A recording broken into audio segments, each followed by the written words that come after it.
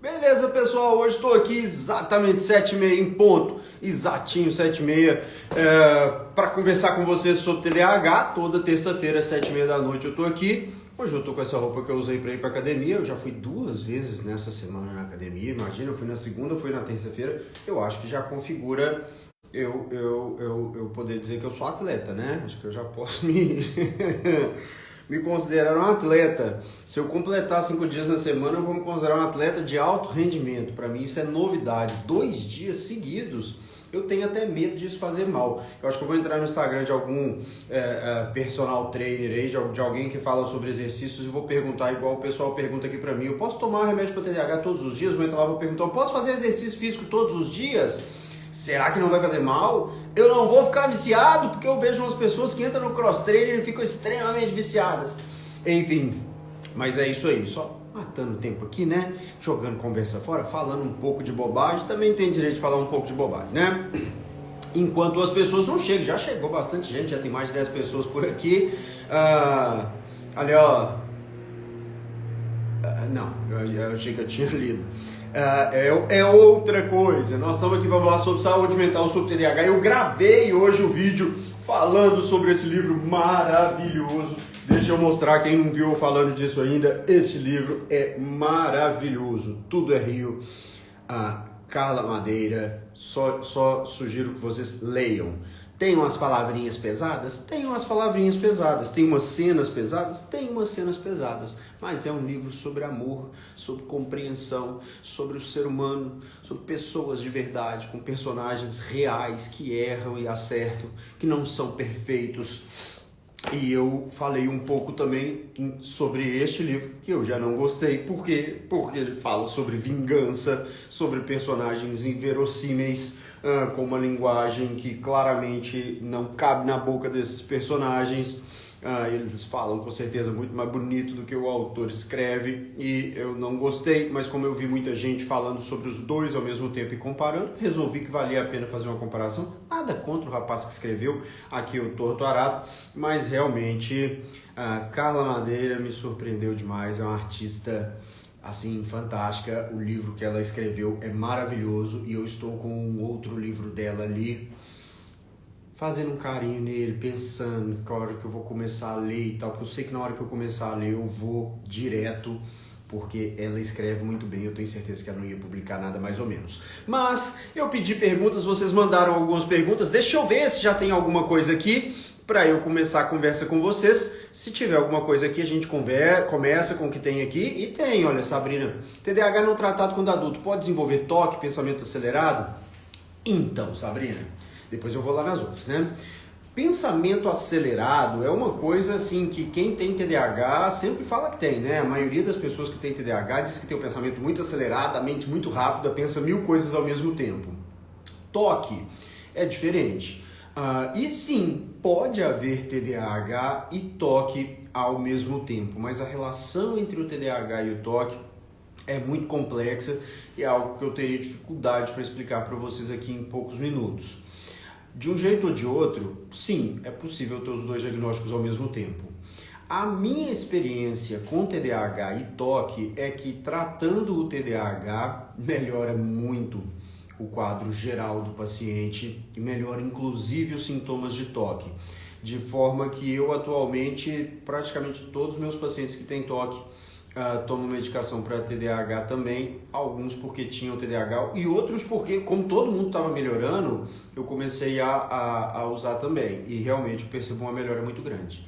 Toque é uma coisa, tique é outra.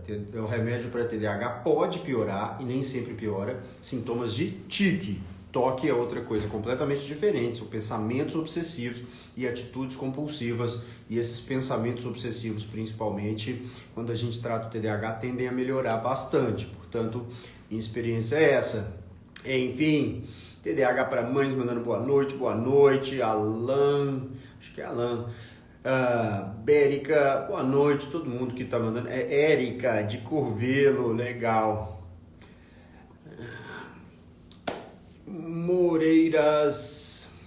Moreira. Boa noite, doutor João. Um adolescente com TDAH tira notas boas na escola? Pode tirar. Tem muita gente que tem TDAH e tira notas boas na escola. Principalmente tem muita gente que tem TDAH e tira notas excelentes em algumas matérias, não tão boas em outras matérias. O TDAH pode prejudicar, sim, o desenvolvimento escolar, mas nem sempre isso vai acontecer, principalmente quando a pessoa é bastante inteligente, quando a escola favorece, quando tem aulas particulares, quando tem uma família que... Enfim, tem muitas coisas que podem ajudar. Não significa que quem tem TDAH e está com dificuldade na escola é porque a família não ajuda, é porque a escola é ruim, é porque a pessoa não é inteligente. Não é isso. Mas quando muitos desses fatores se unem ali a favor da pessoa que tem TDAH, ela pode tirar boas notas na escola, e eu conheço muita gente que tinha notas excelentes, tinha um desempenho escolar assim brilhante e tem TDAH. Conheço muita gente que estudou medicina em universidades federais e tem TDAH e trata o TDAH. Conheço profissionais de alto nível, assim, de primeira linha nas suas áreas, que têm TDAH e tratam o seu TDAH e não trataram durante muito tempo e fizeram a sua formação acadêmica antes do tratamento. Então, isso é possível, a gente não afasta a possibilidade do diagnóstico só porque a pessoa tem boas notas. TDAH e uso de drogas e bebida, o TDAH favorece? Olha, Érica, o TDAH ele é muito relacionado ao uso precoce, abuso e dependência de álcool, drogas em geral, cigarro, tudo que causa dependência. Realmente, a gente fala, hoje em dia, quando a gente fala de dependência química, muitas pessoas vão chamar isso de patologia dual. Não é só a dependência química, tem outras coisas junto. E o TDAH é uma dessas coisas que muitas vezes está junto. Portanto, mais uma vez, quando a gente fala em risco, não significa que todo mundo que tem TDAH vai desenvolver uma dependência, seja em álcool ou em qualquer outra droga. Mas a chance, ou o risco de uso precoce, abuso ou dependência é sim muito superior, e aí os estudos variam muito, aí os números que são colocados, mas é realmente algo que é mais um incentivo para o tratamento. Por quê? Quando a gente trata o TDAH antes do início do uso dessas substâncias, a gente consegue reduzir bastante, tanto o evento do uso precoce quanto do uso abusivo e também a dependência.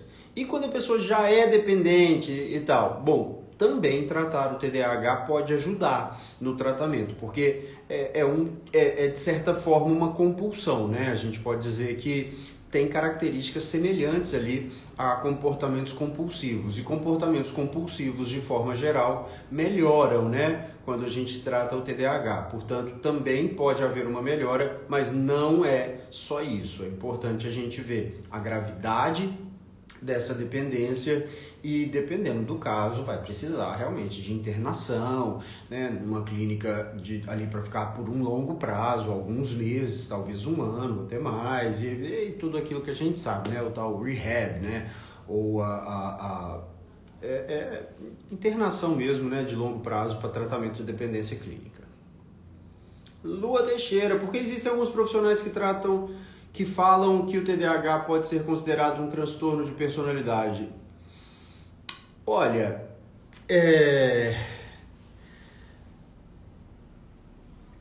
por que eles falam isso eu não sei, A minha interpretação a respeito disso. Sim, o TDAH ele pode gerar alguns padrões de personalidade, os adultos com TDAH podem ter uma personalidade típica, mas não é só uma. Agora, o TDAH é um transtorno do neurodesenvolvimento.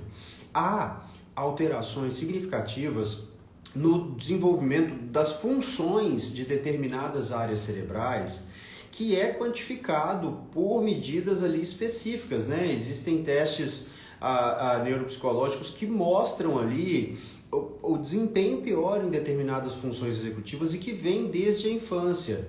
Tem uma base genética muito bem conhecida e realmente tem apresentações diferentes ao longo da vida e tem apresentações diferentes também em pessoas diferentes. Existem pessoas com TDAH que são super agitadas, super hiperativas, extrovertidas, falam sem pensar e tudo mais. Existem pessoas com TDAH que são super tímidas, super caladas, tentam não se envolver em nenhum tipo de polêmica. Portanto, não é uma personalidade só. mas há sim alguns padrões de comportamento que são típicos do TDAH e dá para a gente dividir isso em talvez 3 ou 4 tipos diferentes, né, de apresentação dessa personalidade do TDAH adulto. Agora, a classificação de transtornos de personalidade está relacionada ao conceito de personalidade, que é basicamente essas características individuais de cada ser humano, né? A forma como a gente percebe o ambiente e reage a ele. E não é só isso no TDAH, entende? Tem toda essa base, então realmente eu não acho que é correto. E os transtornos de personalidade em si, na forma clássica de classificação dele, transtorno de personalidade paranoide, esquizoide, esquizotípico, antissocial, borderline, histriônico e narcisista, e aí depois o obsessivo-compulsivo, nancástico e evitativo. Não é mais assim que a gente vê. Eu, pelo menos, não vejo assim. Eu vejo muito mais uma personalidade, de certa forma, diferente do que seria o padrão, né? Diferente, muito diferente do que seria o ideal, que tem características de um ou outro. A gente dificilmente vê uma pessoa que é todo só aquele transtorno. Então, eu adoro estudar transtorno de personalidade, adoro falar sobre transtorno de personalidade, mas uma coisa é uma coisa, outra coisa é outra. Agora, por que os profissionais falam isso? Aí eu não sei. Agora, o transtorno de personalidade borderline é muito associado ao TDAH e, na minha opinião, quando há, de fato, o transtorno de personalidade borderline, como está descrito na CID-10 ou no DSM-5, há o TDAH também, porque a impulsividade é um fator essencial para a gente diagnosticar esse tipo de personalidade e a impulsividade é a base do TDAH. Portanto, eu enxergo dessa forma, outras pessoas vão enxergar diferente. Mas é uma discussão que eu acho válida e eu não invalido completamente assim essa fala de que o TDAH é, de certa forma, né, tem uma semelhança assim com transtornos de personalidade, mas não é. Além do que, personalidade não se trata com remédio e TDAH se trata com remédio. O remédio é específico, ele melhora as funções executivas que estão prejudicadas, ele atua nas áreas do cérebro onde a gente sabe que está o problema e ele resolve assim muito bem a maior parte dos sintomas específicos, né? Dos sintomas que estão ali na lista de sintomas que a gente usa para fazer o diagnóstico. Portanto, eu vejo de forma diferente, mas respeito essa opinião. Não é uma opinião que eu acho absurda, mas não concordo totalmente. Gente de Recife aqui, a Lucinha, muito legal. Gente do Brasil inteiro, gente do Rio Grande do Norte. Saudade também, Olga, dos nossos encontros na segunda. Mando uma mensagem para vocês essa semana ainda pra gente marcar qualquer dia. Tem um grupo que a gente fez uma comunidade há uns 2 anos e nas últimas semanas eu não pude participar. Estou doido para conversar com vocês. Direto eu lembro e falo, gente, eu tenho que marcar com as meninas. Vamos marcar. Terapia em crianças com TDAH não funciona? Não ajuda? Então, Alana Chagas Ferreira. Alana, o que as evidências científicas mostram é que submeter a criança a um processo de psicoterapia realmente não ajuda em relação ao TDAH. Submeter os pais a um processo de terapia, ou eu chamaria melhor de psicoeducação, sobre o que é o TDAH e como lidar com essa criança, isso sim ajuda muito. Então o treinamento dos pais é importante, a psicologia pode fazer isso e deve fazer, na minha opinião. Agora, pegar a criança e submeter a criança a uma terapia, não. Agora, o TDAH muitas vezes não está sozinho. Muitas vezes essa criança está com a autoestima mais baixa, ela está com dificuldade no relacionamento com as outras crianças, ela tem sintomas depressivos, sintomas de ansiedade, e aí em outros sintomas que são ali acessórios, né, ao TDAH, pode ser que ajude eventualmente. Aí a gente tem que avaliar a literatura melhor para ver aonde essas coisas. Mas para o TDAH especificamente, não.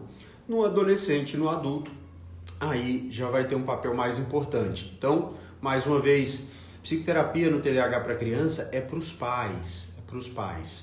Em breve a gente vai ter um grupo disso tanto para os pais quanto grupos também para adultos. Karen Carvalho, TDAH com toque, hoje em dia, qual o melhor tratamento medicamentoso? Deve-se tratar o toque independente do TDAH, como por exemplo, inibidor seletivo, antipsicótico para toque, mais psicoestimulante para o TDAH? Karen, o que nós temos de evidência científica é o seguinte: devemos tratar os dois. Quando a gente trata o TDAH, melhora os sintomas do TDAH muito e melhora a qualidade de vida da pessoa. Na minha percepção, meus pacientes que têm toque e TDAH, todos eles a gente começou o tratamento do toque, e o tratamento do toque, infelizmente, a gente não tem uma resposta 100% na grande maioria dos casos. É lento, é demorado, é uma resposta parcial e muita terapia em cima. Eu, pessoalmente, converso muito com meus pacientes, tento fazer eles compreenderem, dar instruções de atitudes que podem ajudar. A cachorrada hoje aqui tá que tá, vocês estão escutando, né? Enfim, e dar instruções, fazer um pouco desse trabalho da TCC, indico também a terapia com a psicologia, que pode ajudar muito. E depois eu introduzi a medicação para TDAH. E em quase todos eles eu acabei suspendendo o antipsicótico. Eu vejo um efeito muito pequeno do antipsicótico no toque. Eu sei que a gente pode usar e que devemos usar como coadjuvante aos antidepressivos, mas na hora que eu entrei com a medicação para TDAH nos meus pacientes com toque, eles melhoraram muito. E aí eu fiz a opção de tirar o antipsicótico e realmente ele não fez falta. Aliás, o paciente não quer usar antipsicótico. O antipsicótico é um medicamento desagradável para ser usado, traz perda de libido, traz uma lentificação, traz uma sonolência. Mesmo os mais modernos trazem efeitos colaterais que incomodam um pouquinho. Então, na minha experiência é isso. O que a literatura fala sobre isso é justamente que tratamos o TDAH de quem tem toque e TDAH, e o TDAH melhora muito, há uma melhora dos sintomas, há uma melhora da qualidade de vida. Mas ainda há muito que se desenvolver em relação às pesquisas que vão mostrar ali essa relação mais precisamente. Mas existem sim estudos que mostram o tratamento quando há o diagnóstico dos dois e melhora. Assim como é o caso do borderline, Tem borderline e TDAH. Melhora o quê? Melhora a impulsividade. Melhora os sintomas típicos do TDAH, mas melhora a desregulação emocional. Aliás, tem um estudo muito novo de março ou abril deste ano que mostra que pacientes com TDAH e autismo que usam o remédio para TDAH têm uma melhora da desregulação emocional tão significativa quanto os pacientes que têm só TDAH. Então essa questão da ação dos psicoestimulantes na regulação emocional está ficando cada vez mais clara, de acordo com as evidências científicas que têm sido produzidas, confirmando aquilo que eu já percebo na minha prática clínica há anos, que é a desregulação emocional, seja no autismo, seja no borderline, seja na personalidade histriônica, ou no TDAH, ou onde for, melhora com os psicoestimulantes. E os pensamentos obsessivos do toque eu vejo que melhoram muito. Eu tenho um paciente que tem um quadro de toque clássico, grave, bem grave, que me procurou pela primeira vez numa situação desesperadora. Não vou citar o nome dele, é claro, mas é um cara que eu gosto dele demais e que me ajudou enquanto eu dava aula na faculdade de medicina, porque ele foi a todas as turmas que eu dava aula prática para contar sobre o caso dele, porque quando eu falava sobre o toque e contava o exemplo dele, os alunos não acreditavam. Quando viam ele na aula prática, falavam, não, é impressionante, mas é desse jeito mesmo, E aí um dia eu resolvi tratar o TDAH dele com muito medo, mas porque ele queria ter uma vida funcional, um rapaz jovem e não conseguia trabalhar, não conseguia estudar. Resultado, diminuímos o antidepressivo, eliminamos o antipsicótico, ele está trabalhando, ele tem uma vida perfeitamente funcional hoje e ele disse que ele, antes, com o tratamento tradicional, ele falava, eu tenho as imagens que vêm na minha mente, eu tenho a ideia de fazer as repetições, de fazer os rituais, mas eu consigo controlar, a imagem não traz um sofrimento tão grande e eu consigo controlar para não ter que repetir as coisas tantas vezes. Agora ele fala que ele praticamente não tem esses pensamentos e que as compulsões em si estão muito, muito, muito mais bem controladas. Então, enfim, mas a minha experiência de forma nenhuma tem o mesmo valor que as evidências científicas, porque a minha experiência é só a minha experiência, ela tem muitos vieses. E eu fico muito feliz quando eu vejo que os estudos que vão sendo feitos vão confirmando, né, que a minha percepção tinha razão. Agora, eu gosto de deixar muito claro a minha experiência, a minha percepção e o que há de evidências científicas. E nesse caso, o que eu estou dizendo é que essa é a minha percepção, né, que a gente trata e melhora o TOG também, e as evidências estão começando a mostrar. Eu, com essa camisa branca, não estou conseguindo ler direito aqui. Boa noite. Por que bota a mão assim, eu consigo. Por que o psicopedagogo quase não é falado do processo de intervenção da pessoa com TDAH? Olha, a psicopedagogia pode ajudar muito, muito, muito, muito. Agora, eu considero que a psicopedagogia é um processo praticamente dentro da escola. Só um minutinho. Tainara. Quem que é? Eu não sei, eu tava fazendo live. Agora, espera só um minutinho. Tainara. Eu já volto.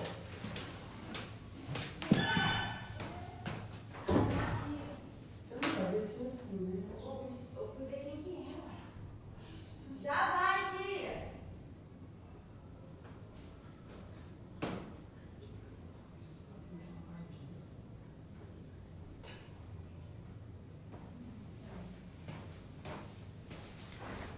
Ai, tocou o interfone, eu tive que ir lá ajudar. É um processo, né? A psicopedagogia ela vai atuar principalmente dentro da escola ou na ajuda ali é importante para todo mundo, mas realmente talvez faltem estudos sobre como a psicopedagogia vai ajudar nisso aí. Mas é um profissional importantíssimo e realmente eu considero que o papel dele não pode ser desprezado de forma nenhuma, de forma nenhuma. Karen, qual a sua opinião em relação ao uso do aripiprazol no toque com TDAH? Karen, é um medicamento que pode ser usado, dá muita acatesia. Tô vendo pelas suas perguntas que você talvez seja uma profissional da área e tudo mais, né? A acatesia é um tipo de efeito colateral que a gente percebe com alguns antipsicóticos, que é, assim, no popular a pessoa fica sem lugar. Anda pra lá, anda pra cá, nada tá bom, né? E se mexe muito e se sente incomodado, se sente desconfortável. Dá muita acatesia. E aí, em doses baixas, não ajuda muito, em doses altas dá muita acatesia. É um medicamento que pode ser usado, mas ele tem esse lado negativo aí. Eu acabo usando, na maioria das vezes, a risperidona mesmo, que em doses baixas a gente consegue muitas vezes usar. Mas a risperidona para o toque, não para o TDAH. Ainda assim, sinceramente... hoje em dia eu já entro logo com o metilfenidato. Depois do antidepressivo eu entro com o metilfenidato.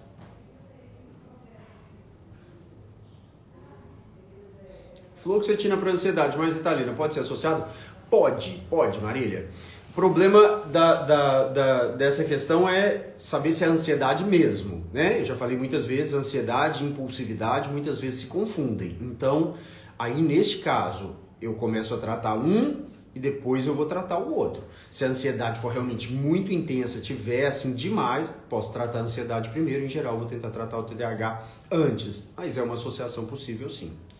A Érica, meu filho estudou no colégio particular por 8 anos, sempre muito bom no sentido de educação e comportamento. Durante a pandemia trocou o diretor, os meninos só foram ter contato com ele no fim do ano. E aí é triste. A pandemia nesse sentido foi terrível. Em todos os sentidos foi terrível, mas nessa... eu acho que ela vai continuar, depois eu leio a outra pergunta da Karen. Quando indica terapia, psicopedagogia, aula particular, qual a relação entre eles? Diferença? Então... Não sei se eu entendi, Érica.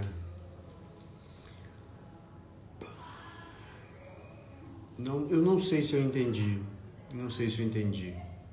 Tenta me explicar melhor. Depois eu vou ver se eu consigo entender melhor. A Karen mandou outra aqui. Comum paciente com TDAH mais transtorno bipolar? É muito comum. É muito comum, mas tem uma pegadinha aí. Transtorno bipolar só existe quando há a presença de episódios de mania ou hipomania. E esses episódios são diferentes da vida toda da pessoa.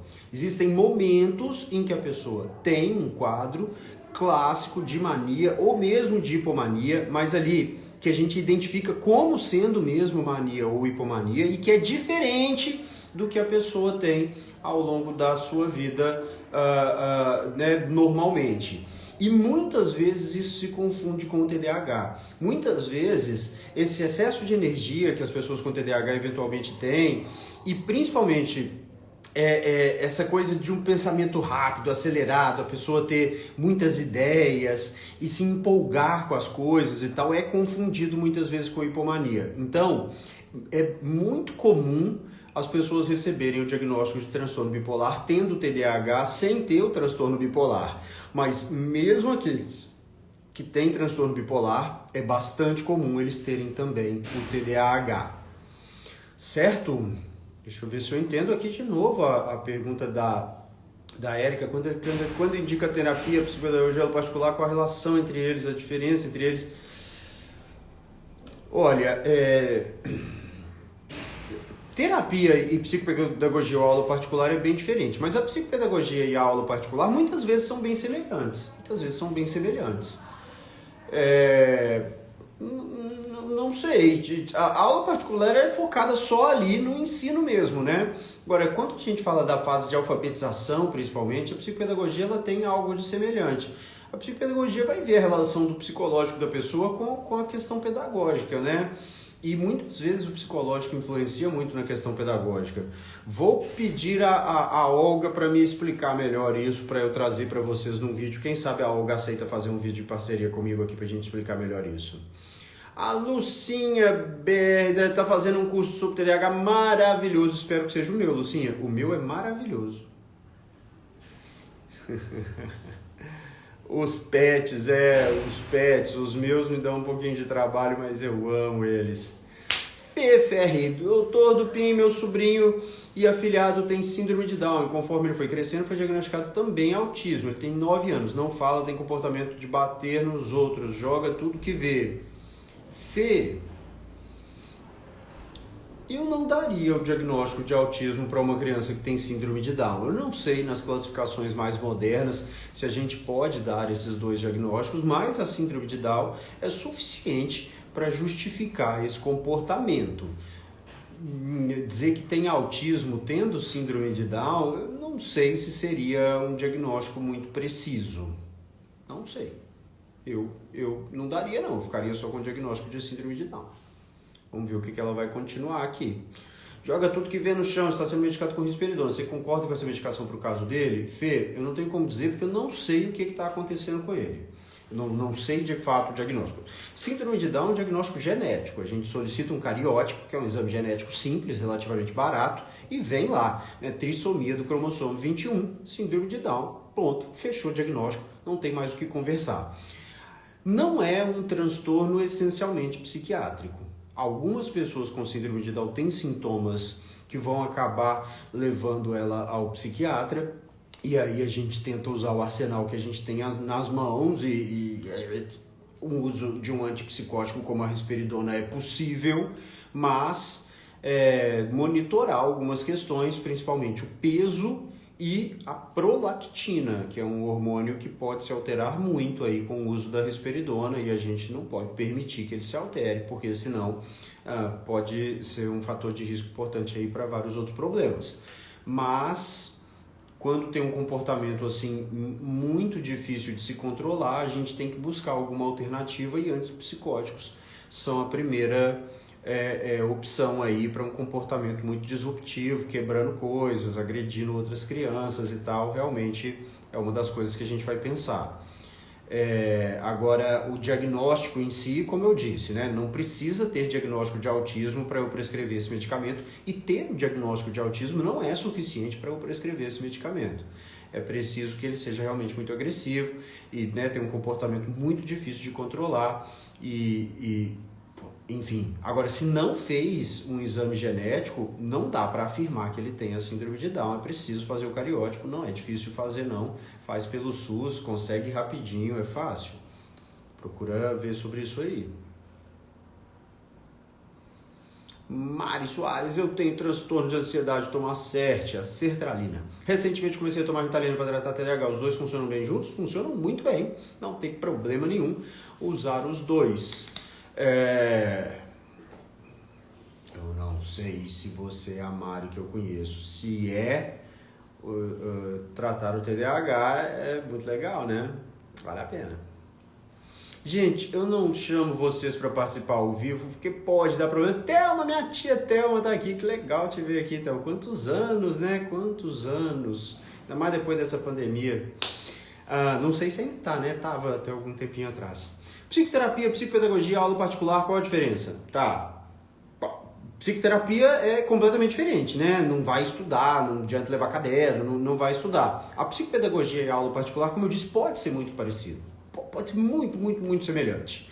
A diferença pode ser, digamos assim, quase que imperceptível, né? Pode ser que elas façam a mesma coisa. Agora, a psicopedagoga tem ferramentas que a professora particular às vezes não vai ter. Ela vai saber abordar as questões psicológicas, pelo menos é isso que a gente espera. Mais uma vez, eu vou me informar melhor com a Olga, que é quem melhor entende desse assunto, até onde eu saiba, e trago isso num vídeo depois. Prometo. Me cobre. Se eu não fizer sem cobrar, cobre que eu faço. Então, na escola da minha filha não tem psicopedagoga, mas ela está fazendo fora da escola na clínica. Pode ser assim? Pode ser assim, não tem problema nenhum. A psicopedagogia vai ajudar muito. Quem tem TDAH faz tratamento com qual especialista? Cícera, o ideal é o psiquiatra, né? O ideal é o psiquiatra. Mas pode fazer com o neurologista, o neuropediatra, o clínico geral, mas o médico é parte do tratamento, porque a gente vai prescrever medicamentos. Mas o especialista mesmo, né, é o psiquiatra, é um transtorno psiquiátrico essencialmente e principalmente, por quê? Por a diferença do psiquiatra para o neurologista. O psiquiatra, ele além de tratar o TDAH, deveria saber, entender e tratar o TDAH, ele também deve saber e entender tratar dependências químicas, né? Estou falando, depressão, ansiedade, transtornos da personalidade e outros transtornos diversos que são comorbidades do TDAH e que são diagnósticos diferenciais, né? Diagnóstico diferencial é o diagnóstico que parece com aquilo, eu tenho que saber fazer a diferenciação. O neurologista, principalmente o neurologista pediatra, ele até pode saber e entender muito bem sobre o TDAH. Agora, dificilmente ele sabe tão bem quanto o psiquiatra sobre todos esses outros problemas que podem estar ali juntinhos do TDAH. Portanto, eu considero que o psiquiatra ele está mais bem formado para lidar com todas as questões que envolvem o transtorno de déficit de atenção e hiperatividade, mas existem excelentes neurologistas, principalmente neuropediatras, e que entendem tudo sobre todos esses transtornos e estão mais do que preparados para lidar com eles. A Karen está agradecendo, eu tenho estudado bastante sobre esses assuntos, pedindo a opinião de alguns profissionais. Por nada, Karen, fico feliz em ajudar. Se quiser algumas referências, alguns estudos, me manda aqui no direct que eu passo o link para você. A Mari, eu tenho transtorno de ansiedade, tomar acesso, comecei a tomar Ritalina. Já respondi. Ateliê, meus lacinhos mágicos. Psicopedagogia ajuda no relacionamento, comportamento, ensina a criança a identificar os momentos da crise, no caso do gatilho, como ele se regular. Exatamente. Psicopedagogia pode ajudar em todos esses sintomas, não sintomas, né? Em todas essas questões. Pode. Em média, em quantas consultas já se consegue ter um laudo? Nanda, esquece laudo. Para que isso quer um laudo?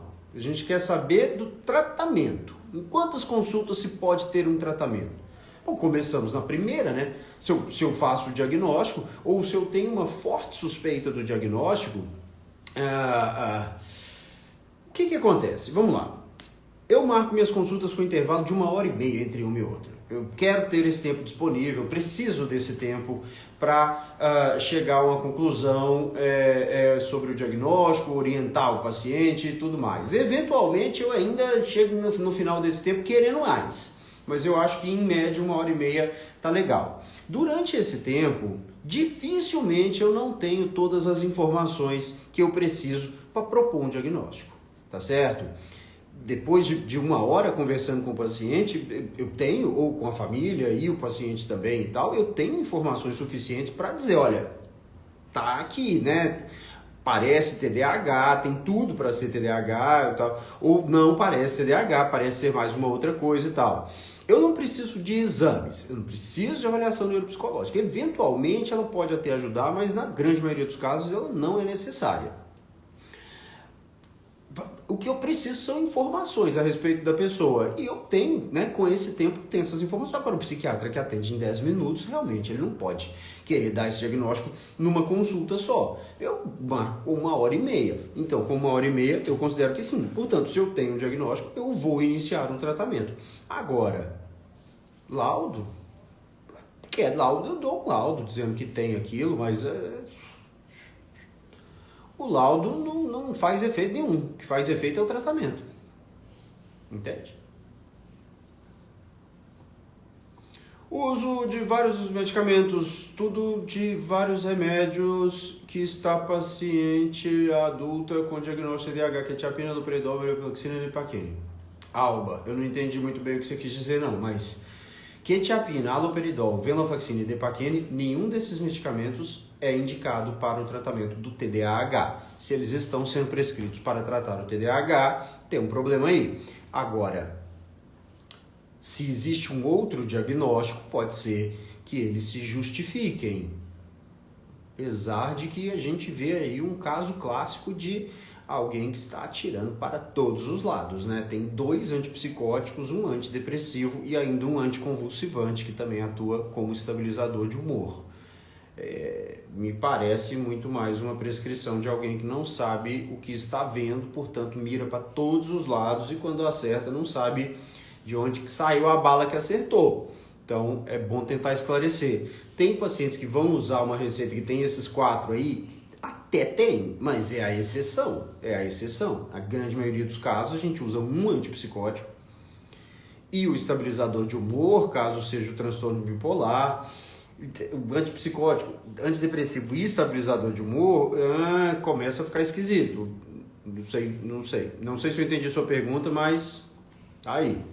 Frontal, esse último quase há 10 anos. Frontal já é um benzodiazepínico, né? O alprazolam. Esse só serve para diminuir um pouco a ansiedade e facilitar o sono, mas para quem usa há 10 anos, ele serve mesmo, para você não ter os efeitos colaterais de ficar sem ele, é para não ter a abstinência, porque ele causa muita dependência e depois de 10 anos usando a mesma dose, essa dose, a única coisa que ela vai fazer é não deixar você entrar em abstinência. Adriele Lima, uma criança com TDAH corre algum risco de não conseguir ser independente e ter autonomia total quando atinge a idade adulta? Adriele, corre, né? Mas o que é autonomia total? Né? O que é autonomia total? Ser independente. Todo mundo depende de outras pessoas, todo mundo precisa de outras pessoas de alguma forma. O TDAH, ele traz um aumento significativo do risco de abandonar a escola, de não entrar na faculdade, de não concluir a faculdade, de não se firmar no emprego, de acabar precisando de apoio da assistência social, seja de qualquer benefício, né? Que o programa de assistência social de cada país possa oferecer e tudo mais, e realmente, né, a gente vê e existem estudos que mostram que jovens com TDAH têm um risco maior de não conseguirem sair da casa dos pais, né, de ficarem até uma idade bem mais avançada morando com os pais e muitas vezes sendo dependentes financeiramente dos pais. Então, agora, totalmente independente, ninguém é. Autonomia total ninguém tem. A gente depende dos outros. eu dependo de muitas pessoas, todo mundo depende dos outros. Agora, sim, há um risco de a pessoa não conseguir se tornar funcional no mercado de trabalho. Um risco maior. Paula, a psicopedagoga trabalha de forma mais individual e direcionada? Sim, trabalha de forma individual e direcionada. A aula particular, mesmo a gente chamando de particular, muitas vezes vai ter 2, 3, 4 crianças ali ao mesmo tempo, né? Tem essa diferença também, é verdade. Quais os testes para diagnosticar o TDAH? Isabel, o teste para diagnosticar TDAH é consulta médica. Você faz uma consulta com o médico vai avaliar os sintomas e se existem sintomas suficientes, a gente dá o diagnóstico. Se não existem sintomas suficientes, a gente não dá o diagnóstico. É assim que se diagnostica o TDAH. Não existe nenhum teste, nenhuma avaliação, nenhum questionário e tudo mais que afirma com certeza que há o diagnóstico do TDAH e não de outra coisa no lugar. Existem alguns que são até bastante eficazes, mas o diagnóstico final é dado pelo médico e o médico não precisa de nenhum desses testes para dar este diagnóstico, certo? Como todos os diagnósticos na psiquiatria, todos os diagnósticos da psiquiatria são dados com base nesse mesmo critério. É a consulta médica, é a avaliação médica. Se o médico percebe a presença dos sintomas do transtorno, ele dá o diagnóstico. Se ele não percebe, ele não dá o diagnóstico. Tá esquisito meu cabelo, né? Tá bom. Deixa o cabelo esquisito, tá bom assim. Quais os problemas que a criança pode ter com a prolactina alta? Bom, inicialmente, crescimento dos seios, produção de leite, lentificação psicomotora, a criança não tem libido, mas já no adolescente vai prejudicar a libido e a partir daí uma série de outros problemas que podem acontecer também. Muito triste a gente ver um menino, né, principalmente quando acontece com o menino, quando acontece com a menina, a mãe, a própria menina acha que às vezes está entrando na puberdade e tal, porque começa a crescer um peitinho, né, mas quando acontece com o menino é realmente muito triste, então é isso. Não é bom, não. Por conta da escola que ela precisa de laudo. Não precisa, Nanda, ela precisa de tratamento. Faz o tratamento, a criança vai para a escola e melhora em relação a quase todos os aspectos. Na maioria dos casos, melhora em relação a todos os aspectos. A escola não precisa tratá-la de forma diferente, certo? Então, a gente querer exigir da escola um tratamento diferente antes de oferecer o tratamento médico, os remédios que vão realmente fazer as coisas acontecerem, você ter um barco a motor e insistir no remo, né? Não, tem um motor, mas eu não vou usar, eu vou ficar no remo aqui e eu vou botar mais gente para remar, né? Aí eu brigo com o remador porque tá remando lento, sendo que eu tenho um motor ali que eu posso ligar ele e ir embora. Usa o motor, usa o remédio. Querer que a escola faça o papel dele antes de fazer o papel de mãe, de tia, de avó, de responsável pela criança, né? E oferecer para ela o melhor tratamento disponível de acordo com as melhores evidências científicas, realmente é abrir mão de algo muito poderoso em troca de algo paliativo.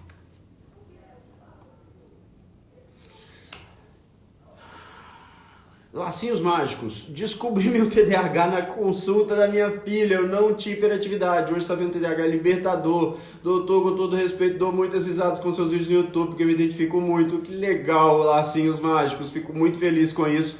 É por isso que eu tô fazendo esses vídeos, é por isso que eu tô aqui no Instagram. E pode rir, eu adoro quando riem de mim. Eu acho que eu seria mais feliz se eu fosse comediante, se eu fosse humorista, se eu fizesse stand-up. Eu sou muito feliz sendo médico também, mas não ligo que riam dos meus erros, das besteiras que eu falo de vez em quando. E se eu tô tentando fazer uma piada, então melhor ainda. Onde eu tô colocando a mão assim pra eu conseguir ler, porque a letra branca com o fundo branco da camisa tá difícil. Eu geralmente uso azul, mas isso aqui é a roupa que eu fui pra academia. Falei que eu tô indo pra academia, agora eu virei atleta.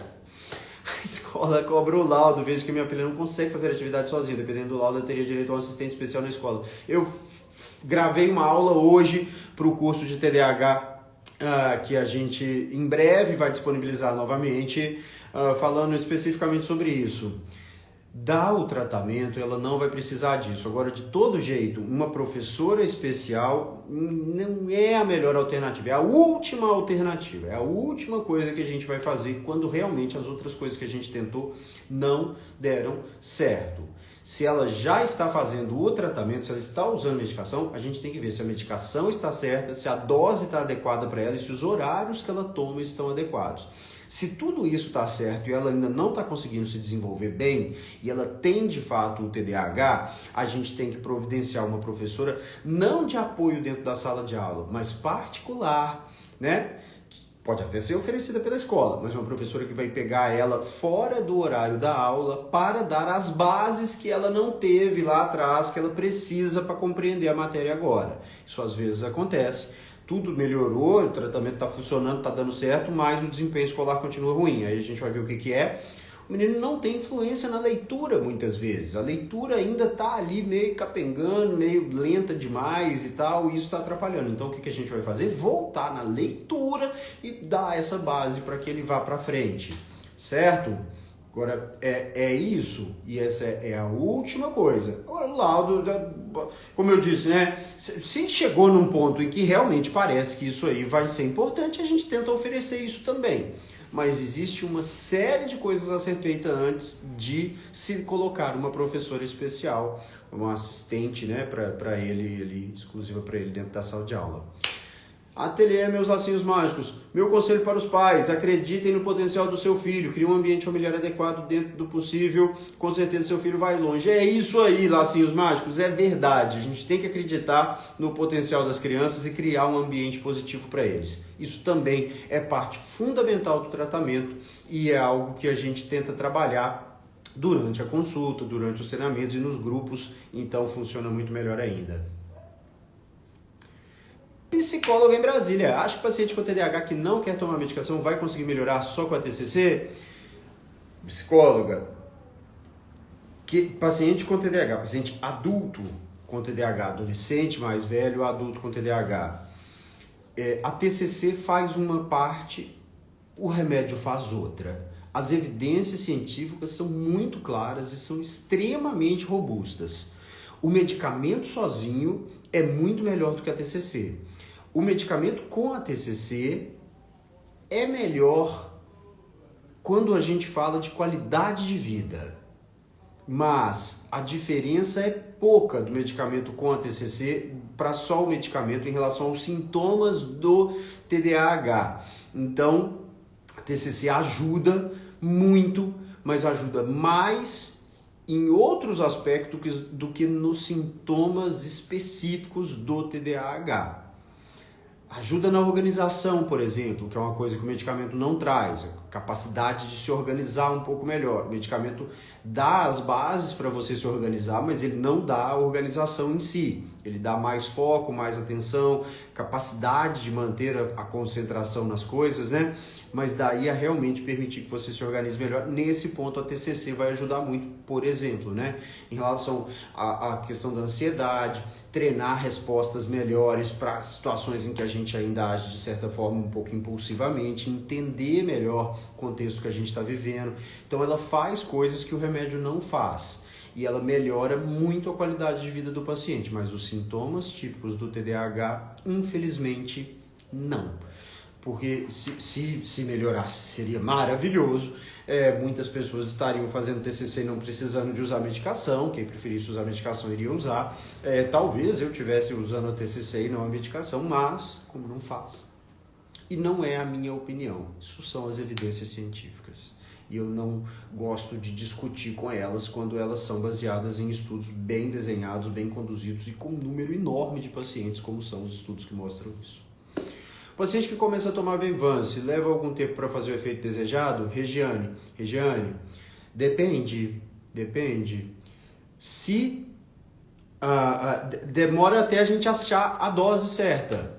Se você é quem eu estou pensando e está falando do seu filho, nós temos que achar a dose certa. Aliás, hoje eu não tive notícia dele. Amanhã eu vejo se eu consigo um tempinho para te ligar para saber. Se não for você me desculpa, eu estou pensando que é outra pessoa. Mas, mas a gente tem que ajustar a dose.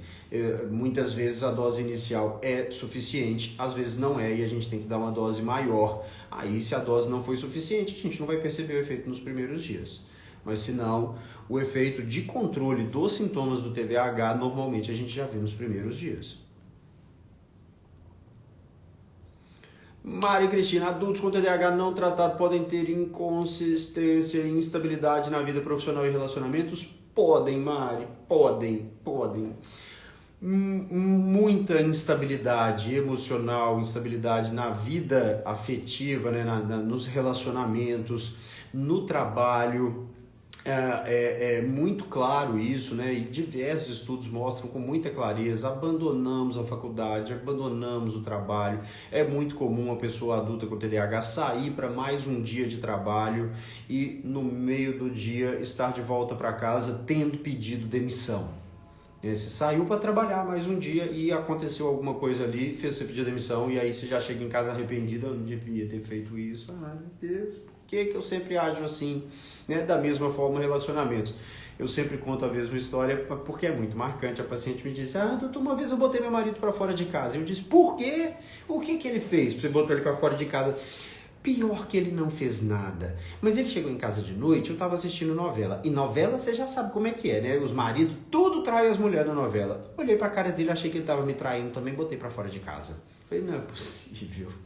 E aí, como é que resolveu isso? Não, ele me conhece, ele sabe como é que é. No dia seguinte eu pedi desculpa, ele voltou. Bom, poderia não conhecer, não saber como é que é, ou simplesmente não aceitar e não voltar mais, né? Tudo é muito intenso e tudo é muito rápido. É típico do TDAH. E aí, tanto os relacionamentos como o trabalho, muitas vezes vão ser comprometidos. E se você é você que eu estou pensando que é você... Me escuta, porque eu já tinha falado antes. Vamos tratar isso daí. Boa noite, doutor. Meu filho tem 7 anos. Começou o Venvance sexta-feira passada, mas continua muito agitado e agressivo na escola. Quanto tempo, em média, para o remédio fazer efeito? É ajustar a dose. Se ele não teve mudança, temos que ajustar a dose. Agora... 7 anos, eu começo o tratamento com metilfenidato, não começo com Venvance. Mas se começou com Venvance, eu imagino que te prescreveram Venvance 10mg, 15mg talvez. E aí realmente a gente não vai ver efeito, tem que começar ali a partir dos 30mg mais ou menos. Mas eu vejo muitos profissionais, e até bons profissionais, com medo do efeito do remédio e passam uma dose menor. Até entendo que se faça isso, mas é 1 a 2 dias. Não resolveu? Vão aumentar. Vamos chegar logo nos 30mg, e mesmo com 30mg, eventualmente, a gente precisa de doses maiores, e aí a gente tem até os 70mg para ajustar essa dose. Érica, mas tem médico que ainda pede um relatório neuropsicológico com QI, só depois passou o diagnóstico. Após esse teste, tem chance de diagnóstico ser errado? Tem chance. Nada garante que o diagnóstico está certo. A gente pode errar, e erramos, infelizmente. Quando erramos na melhor intenção, né? Fez a consulta direitinho, podemos. Agora, a avaliação neuropsicológica ela pode induzir a erro, porque tem diversos fatores, né? É um exame que não é igual um raio-x, né? O raio-x também depende de quem está operando o aparelho, mas a avaliação psicológica, neuropsicológica, depende muito mais ainda do profissional que está realizando essa avaliação. E existem bons profissionais e outros nem tanto. Portanto, é comum a gente ver avaliações neuropsicológicas afastando ali, né, a chance do diagnóstico do TDAH, e na hora que a gente vai ver é TDAH mesmo. Pode estar errado? Pode. Mas de forma nenhuma não é necessário. Gente, QI, exame de QI é um assunto tão delicado, mas assim, vamos lá. Ele tem, para dar o diagnóstico de uma deficiência intelectual, de um QI baixo, a ponto de estar ali fora dentro do padrão que a gente considera normal, é necessário que a minha observação esteja de acordo com o que o laudo está dando. E eu estou cansado de receber paciente que, para mim, tem um nível de inteligência normal, né? Talvez um pouco abaixo, talvez um pouco acima da média, mas ainda dentro do normal, e que vem com uma avaliação neuropsicológica dizendo que ele tem um QI ali limítrofe ou ainda uma deficiência intelectual, um déficit cognitivo, ou o que quer que você queira chamar, aquilo que antigamente se chamava de retardo mental. Estou cansado de ver isso. Eu não peço esse tipo de avaliação a não ser que eu tenha convicção de que realmente o paciente está muito próximo ali do limite inferior ou realmente abaixo. E quando tá, eu não preciso dessa avaliação do teste de QI. O teste de QI para um bom profissional, ele realmente é desnecessário, ele não me acrescenta tanto assim. Mas tem gente que pede, eu respeito. Agora, não devemos basear nossa conduta única e exclusivamente nisso. Não tá aqui, senão eu ia até pegar para mostrar para vocês, está lá no DSM, né? O diagnóstico, ele precisa ser, essa avaliação precisa ser feita para esse diagnóstico, mas precisa ser compatível com a opinião do médico, se não parece, não é. Meu nome é Mag, lacinhos mágicos, minha risada é porque me identifico, não que seja errado, legal, pode rir à vontade. Curso de TDAH só pode ser feito por profissionais da neuropsiquiatria? Não, pode ser feito por qualquer pessoa. Tem muitos por aí e o meu pode ser feito por qualquer pessoa. Aliás, ele é voltado especificamente para o público leigo. Eu estou preparando cursos voltados para profissionais.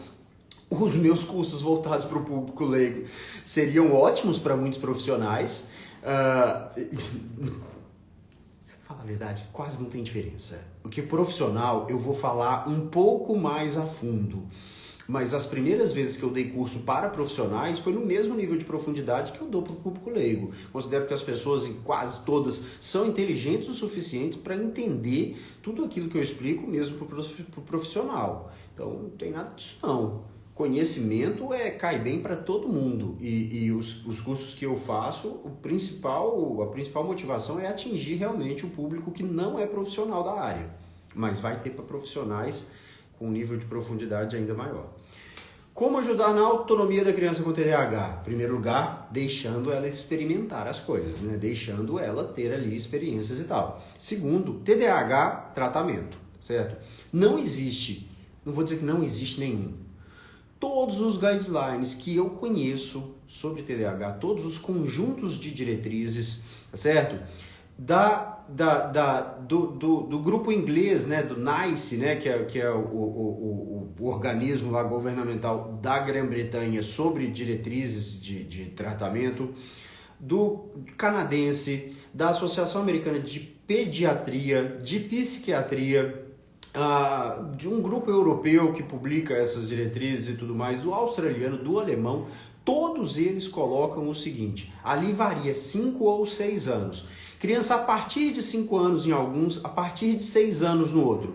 Fez o diagnóstico de TDAH, a primeira coisa que vai ser feita, prescrição do medicamento. E psicoeducação para os pais. Tá certo? Antes dos 6 anos ou 5 anos aí tem essa variação. Primeiro a orientação dos pais, se não trouxe nenhuma melhora, o medicamento. Agora, o que essa criança com 4 anos, com 5 anos, que não tem recomendação de usar medicamento agora, quando ela fizer ou 5 ou 6 anos, dependendo do país, e ela tem TDAH, o que eu vou fazer? Dar medicamento.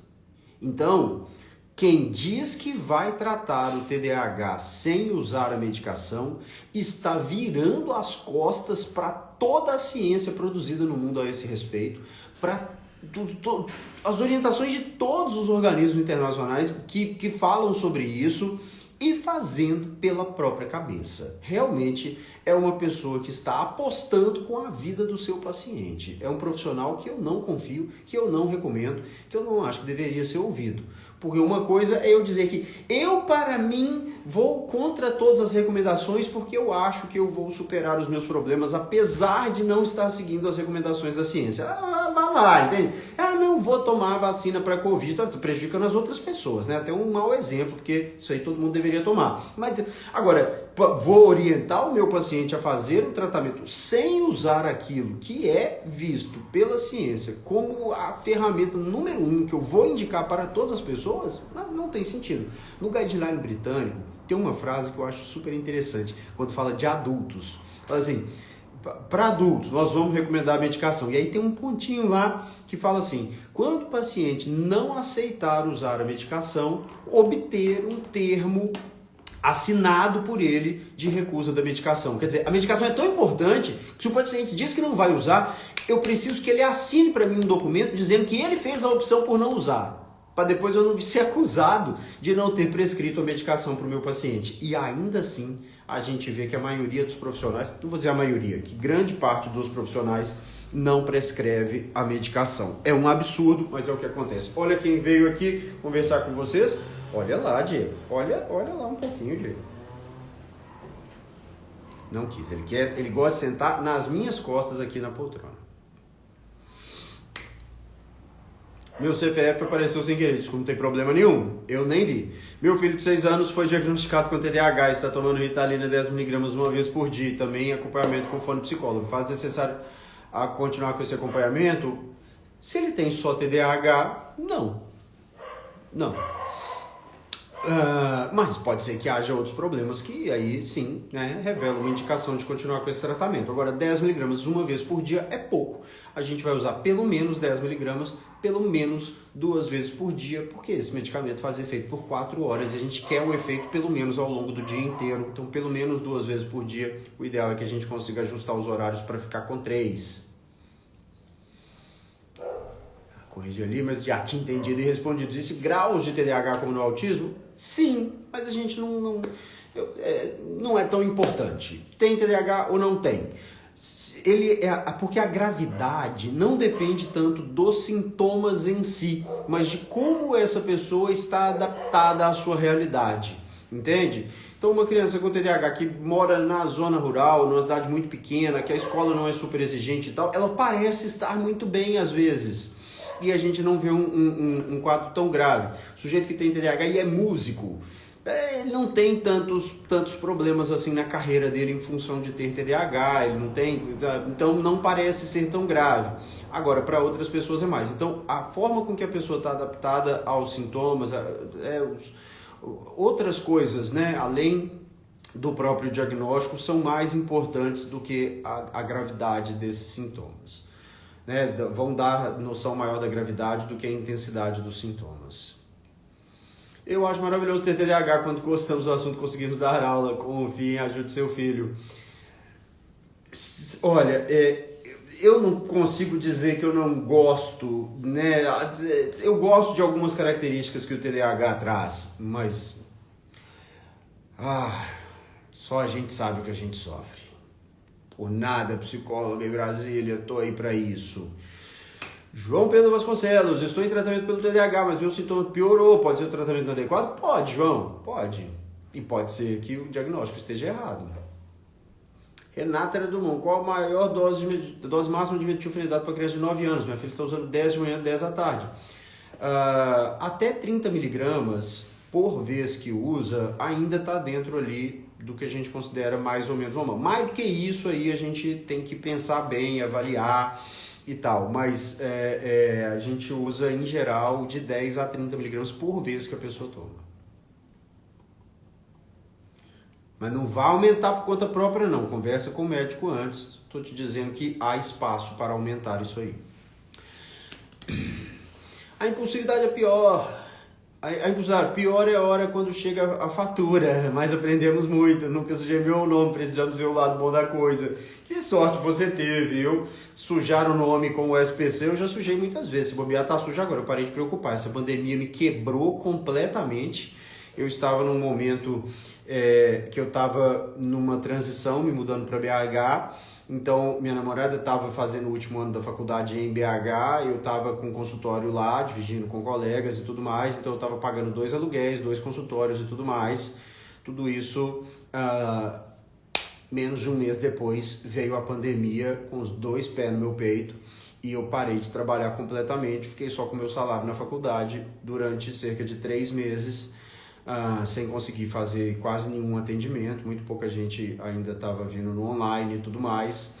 E logo depois que a faculdade viu que ninguém ia renovar a matrícula para o 2º semestre, apesar de a gente estar no auge ali da pandemia ali, por volta de maio de 2020, eles resolveram voltar com as aulas práticas e me cobrar o tempo que eles mesmos tinham decidido parar a faculdade. E aí eu fiquei com 44 horas de aulas semanais e sem tempo para atender nada, portanto eu gerei uma dívida enorme que só agora eu estou conseguindo pagar, mas não está paga ainda totalmente. Não é fácil essa vida não. Foi um ano terrível para mim, o ano de 2020, em todos os aspectos, vendo o caos no mundo inteiro, vendo as pessoas morrendo sem atendimento, vendo as pessoas falarem todos os tipos de besteira sobre a Covid e ainda sem poder trabalhar e com as contas a pagar tendo sido dobradas logo antes disso. Não tinha como prever, eu não estou me queixando, colocando a culpa em qualquer pessoa que seja, mas às vezes é isso que acontece. Eu achei que era um momento em que eu podia dar um passo e não que o passo foi maior do que a perna, mas é que cortaram minhas duas pernas enquanto eu estava tentando dar esse passo e eu fiquei completamente perdido. Doutor Dupin, quando vier atender em São Paulo, minha irmã vai levar meu sobrinho para você ver. Ele é cariótipo, inclusive foi identificado com Down. É um tipo diferente, raro, não sei explicar. Legal, quero ver. Tá na minha programação, São Paulo está muito na minha programação. A Regiane é ela sim, mãe do Ronaldo, vamos observar até meu retorno semana que vem, aí te passo, mas no geral tá mais calma, a escola não deu muito retorno negativo. Que ótimo, Regiane, paciência, o Ronaldo é um menino muito especial, muito simpático, mas realmente ele é extremamente agitado, vamos com calma, vai funcionar, vai dar certo. Boa noite a todo mundo que está mandando boa noite. TDAH é proveniente de borderline? Não, Natália. A minha opinião é que o borderline ele tem o TDAH dentro dele. Né? O diagnóstico de transtorno de personalidade borderline só pode ser feito em quem é muito impulsivo. E quem é muito impulsivo tem TDAH. Essa é que é a questão. Agora, não é todo mundo que tem TDAH que tem borderline. É todo mundo que tem borderline que tem TDAH. Essa é a minha opinião, é a minha interpretação daquilo que eu vejo, dos estudos que eu leio, de outras pessoas que já falaram e escreveram sobre esses diagnósticos e tudo mais. Aliás, esse ano, como eu estou estudando esse ano? Provavelmente é o ano que eu mais estudei na minha vida, é o ano que eu mais li artigo na minha vida, e olha que eu estudei muito nos anos anteriores. Porque, e daqui a pouco eu acho que na hora que eu começar a escrever vai sair. Porque eu estou tentando buscar o máximo de informação sobre isso, e quando eu vejo a briga, porque há uma briga, gente, é legal demais, em toda área tem as briguinhas dela, né? E a gente vê a briga, assim, a discussão dentro dos artigos científicos, principalmente dos artigos de editoriais né, que não são pesquisas empíricas, mas que são a interpretação ali de profissionais renomados que acabam sendo publicados em revistas científicas. Existe uma briga histórica do pessoal do borderline com o pessoal do bipolar. Tem a galera que quer dizer que o paciente que tem essa característica, ele é bipolar. Bipolar tipo 2, tipo 3, tipo 4, tipo 2,5, 3,5, 4,5. E existe outro pessoal que fala, não, isso é personalidade, isso é um transtorno de personalidade, tipo borderline, e portanto não tem nada de bipolar, é a personalidade. E eu acho que esse paciente tem TDAH.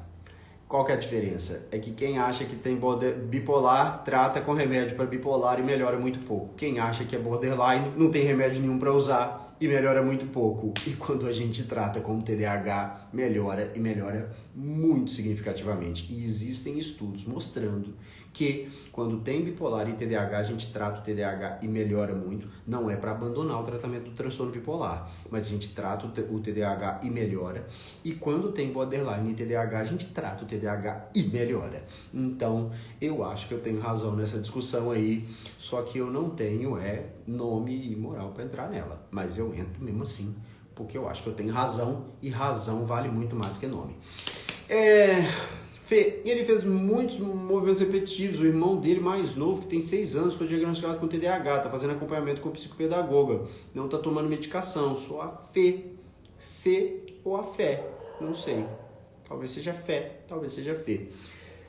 Fê, Francisco Assunção, eu confio muito nele. Em São Paulo, doutor Francisco Assunção. É um senhor já mais experiente e tudo mais, que eu confio muito, muito, muito. Para mim, a referência em São Paulo na psiquiatria infantil e uma das principais referências no Brasil em psiquiatria infantil é o Francisco Assunção. Não me espera, não. Leva lá.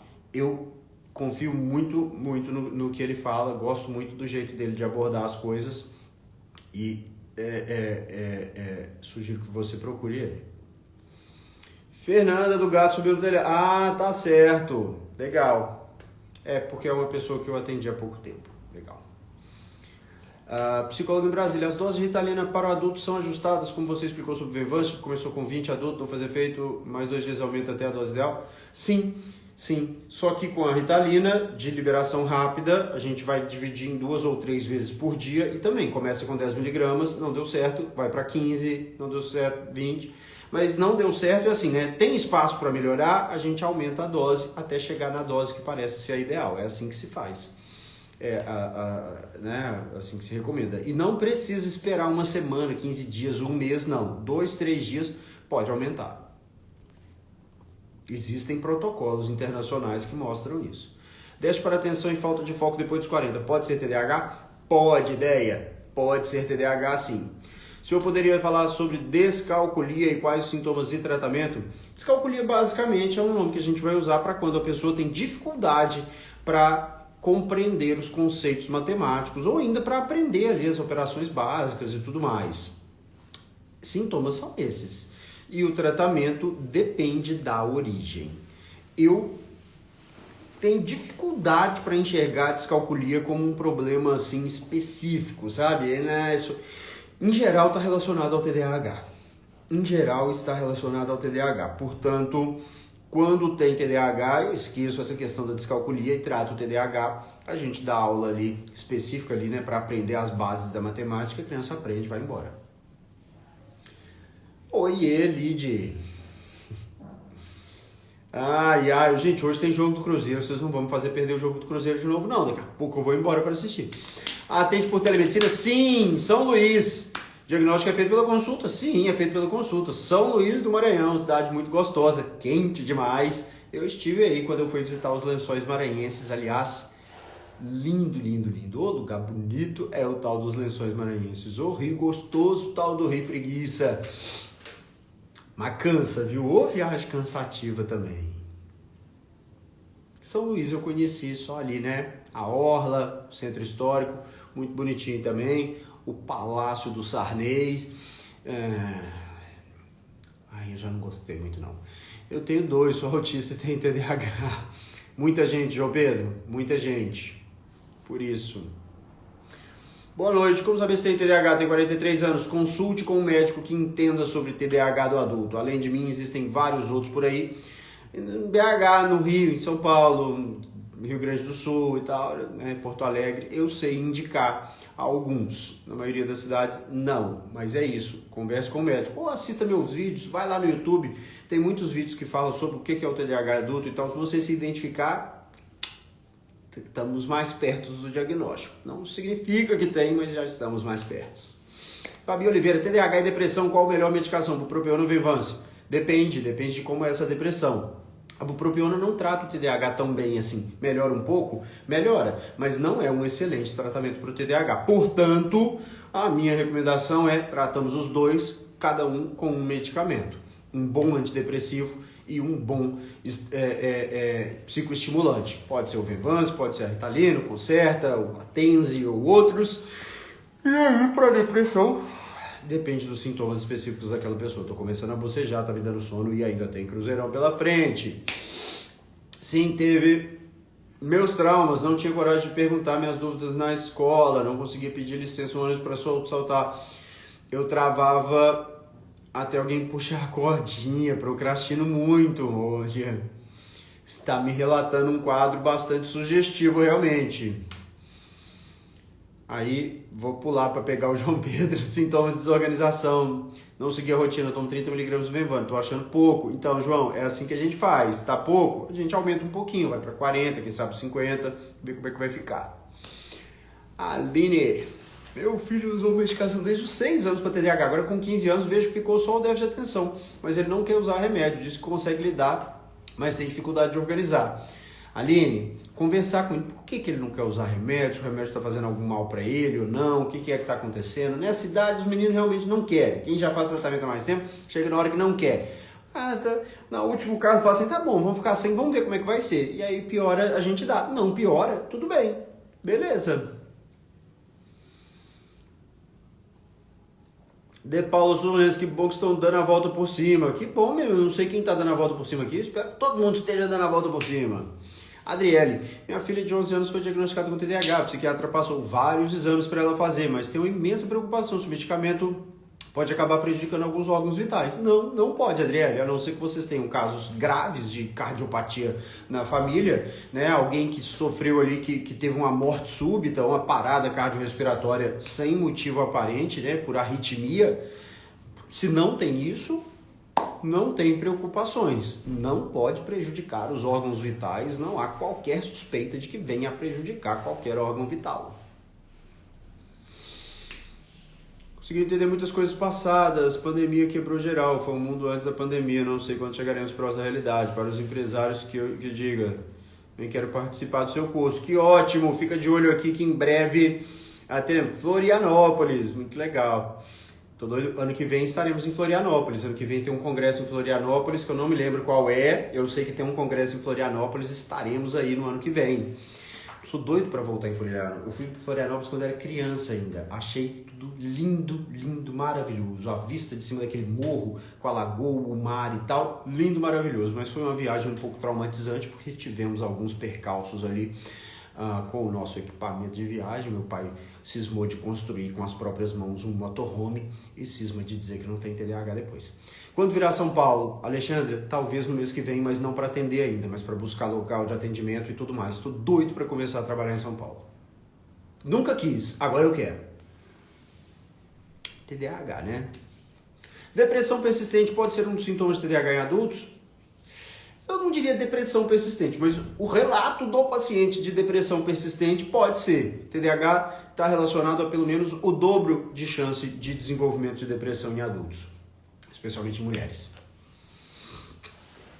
Jocastra, doutor, o que você acha de medicar o TDAH apenas para ir à escola? Jocastra, é um começo, mas não é o ideal, porque o transtorno está presente todos os momentos, de todos os dias. Por que eu só iria tratar na escola?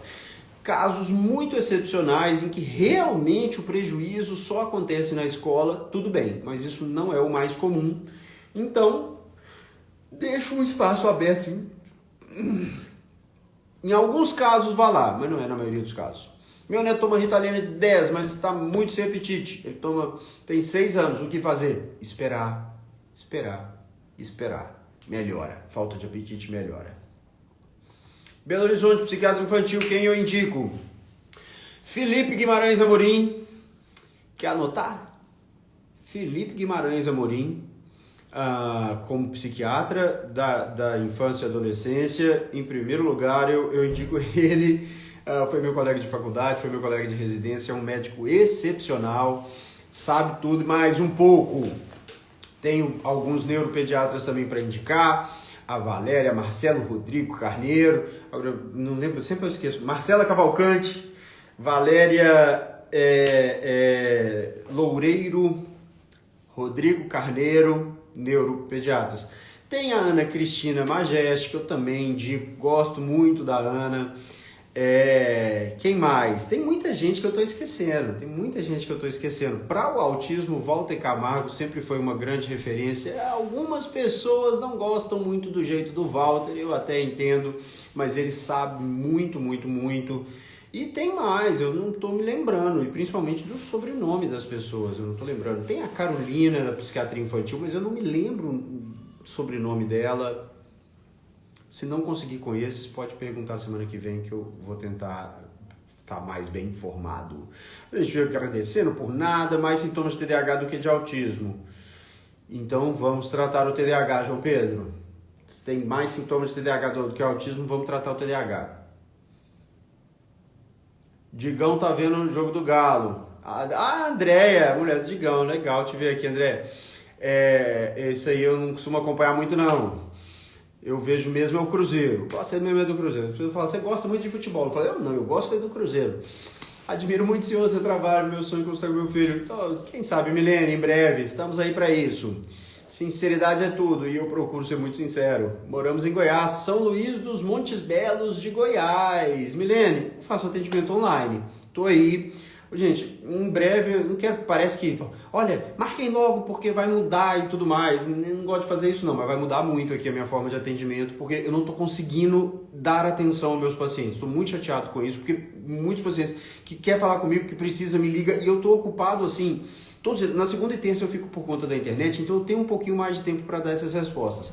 Amanhã eu tenho certeza, vou trabalhar até 10 da noite, quinta-feira vou trabalhar até 10 da noite, sexta-feira vou trabalhar pelo menos até umas 8h30, 9 horas da noite. Então eu não tenho tempo, começo cedo de manhã e não dá um segundo, então não está certo comigo, que não consigo viver razoavelmente. Não está certo com meus pacientes, que eu não tenho tempo de responder uma ligação. Eu estou muito, muito chateado. Se tem alguém que está nessa situação querendo falar comigo e não consegue, sabe que eu estou buscando uma forma de resolver isso. Não está fácil, mas eu vou buscar e vou conseguir. E eu já adianto para vocês, vai ser com grupos. Então eu vou fazer grupos. Eu faço um atendimento individual e indico a pessoa a entrar no grupo. E aí a gente faz o segmento dentro do grupo. E aí dentro do grupo eu consigo falar com mais pessoas ao mesmo tempo. A mesma orientação que eu vou dar para um serve para os outros. As pessoas trocam experiência, trocam informações e a gente dá segmento no tratamento através do grupo. E fica mais barato para o paciente que está fazendo o tratamento e talvez até eu vá conseguir ganhar mais com isso. Mas enfim, a questão é principalmente essa do conseguir estar disponível. Na consulta online, como o paciente tem acesso à notificação de receita A? Pelo correio. Eu mando pelo correio. Correio e vai. Demora às vezes uma semana, 10 dias, mas chega. Bem que podia atender em BH. Ô Érico, eu tô doido para voltar a atender em BH. O problema é que, para mim, hoje, São Paulo e BH tá na mesma distância. Porque BH não dá para pensar que eu vou chegar em menos de 4 horas. Pode ser que eu chegue em menos de 4 horas de carro, apesar de ser apenas 200 km de estrada. É uma estrada para 4 horas de volante. E se tiver qualquer problema, e sempre tem, aí é imprevisível. De avião é o mesmo preço. De avião é o mesmo preço. Então, BH e São Paulo tá para mim a mesma distância. Essa aqui é a questão. Porque para ir, não vou colocar toda semana, mas para ir assim, a cada 15 dias e tudo mais, eu preciso ter segurança de que o tempo que eu vou gastar é esse. Não posso perder 8 horas na estrada. 8 horas é um dia inteiro de trabalho. Como que eu 8 horas de estrada toda semana? E além disso, com o risco dessas 8 horas virarem 12, 16, porque se tem um acidente você fica preso ali. Então, tá muito complicado, muito complicado. Indicação de profissional médico para adulto em Porto Alegre. Doutor Eugênio Grevet. Eugênio Horácio Grevet. Esse cara sabe das coisas. Pode procurar ele, porque esse sabe das coisas. Esse é um cara que entende TDAH de adulto. Mesmo. Indico de olho fechado. Não gosta dos efeitos colaterais do Venvance. Fica sem humor, sem apetite. É ajuste de dose. Vamos ajustar a dose dele. Talvez uma dose um pouco menor ele fique melhor. Fê, doutor, o médico que indicou o doutor Francisco Batista Assunção, professor do Instituto de Psicologia da USP, eu achei esse aqui no Google. É ele mesmo. É ele mesmo. Isso aí, não perde não. Eu vou te procurar se necessitar de tratamento. Acho que eu tenho TDAH. Procura essa ideia. Estou aqui à disposição. Para mim, um prazer conversar com você, te atender. Aliás, manda um abraço pro Digão, uma das pessoas mais gente boa que eu já conheci na minha vida. O Digão é o tipo do cara que você não conhece alguém que não gosta dele. Amei a ideia do grupo, principalmente nós que estamos no atendimento online. Sueli, pode ter certeza, no máximo em agosto a gente vai começar com os grupos. Se existe vários níveis, sim, existe, mas eu já falei disso aqui agora há pouquinho. Mais importante é o quanto os sintomas se relacionam com a nossa vida, do que o quanto eles são intensos. Tem sintomas muito intensos, mas a pessoa está legal. Tem sintomas que não são tão intensos, mas a demanda é grande demais. Atendo criança online, sim. Indicação em Divinópolis, no momento, eu não me lembro. Salvador, não me lembro. Não acredito que eu conheça alguém que eu tenha confiança para indicar. E por enquanto é isso. Chegamos aqui ao final. Eu acho que já deve ser quase 9 horas da noite. Eu acho que ainda não passamos das 9 não, mas já deve ser quase 9 horas da noite. Eu preciso ir comer alguma coisinha, tomar um banho, que eu tô com a roupa da academia até agora, e assistir o Cruzeirão, que esse ano tá dando gosto de ver o Cruzeirão jogando.